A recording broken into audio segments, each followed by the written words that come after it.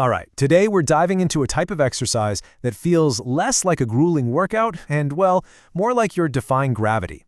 It's called aquatic exercise, and we're about to uncover the hidden superpowers of water that make it such an amazing tool for both therapy and fitness. I mean, just think about it for a second. What if you could build strength, improve your flexibility, get a killer cardio workout, all while putting almost zero stress on your joints? Sounds pretty good, right? Well, that's the incredible promise of moving your workout into the pool. Let's break down how it all works. So here's our game plan. We'll start with what aquatic exercise actually is. Then we'll get into the science, what I like to call water's superpowers. We'll check out the gear you might use, see what these exercises actually look like, and then wrap up with some really important safety stuff to help you figure out if this is a good fit for you.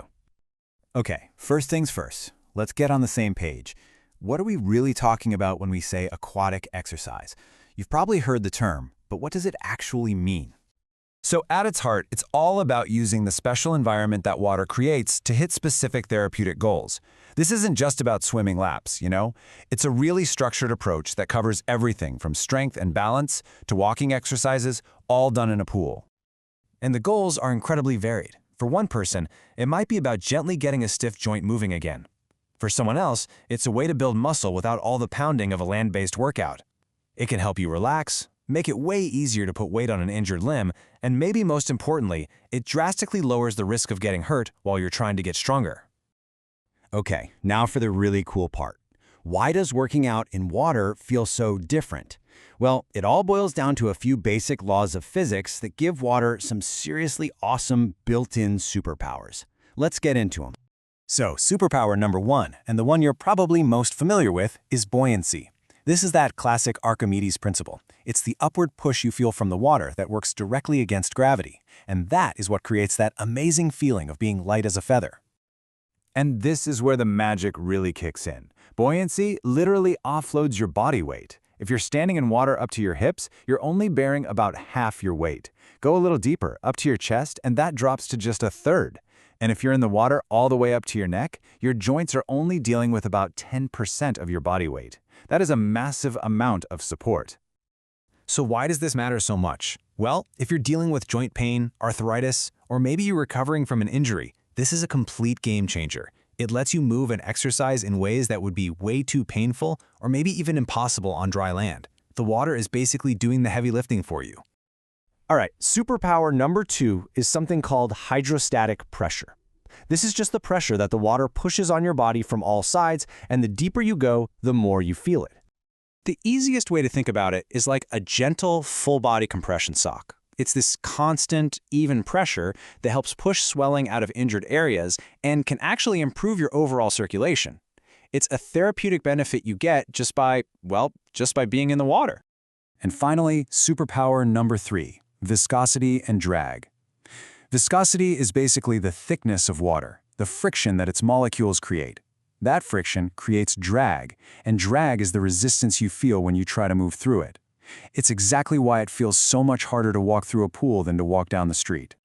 And this property makes water an absolutely perfect medium for resistance training. The resistance isn't some heavy weight, it's the water itself. And here's the best part. You are in total control. Want an easy day? Move slow. Want to really push your muscles? Speed up. The water automatically pushes back harder the faster you go. So, we have these amazing natural forces at our disposal.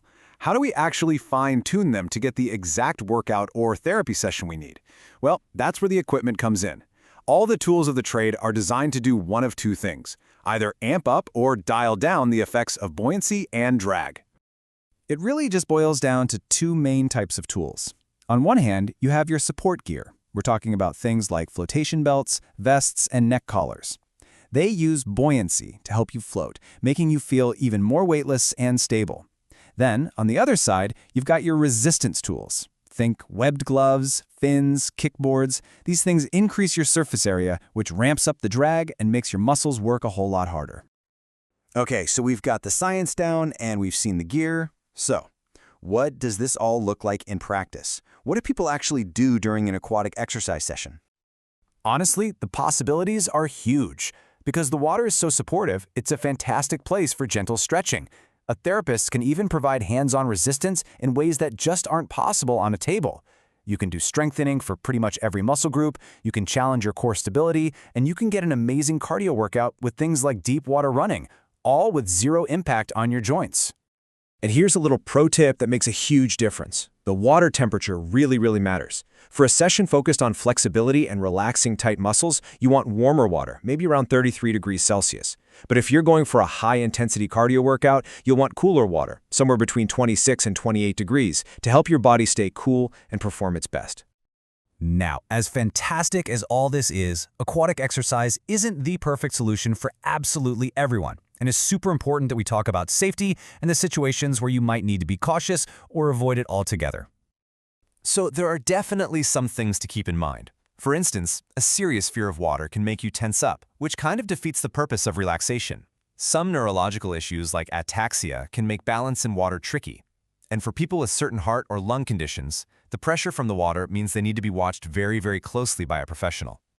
And beyond just being careful, there are some situations where aquatic exercise is an absolute no-go.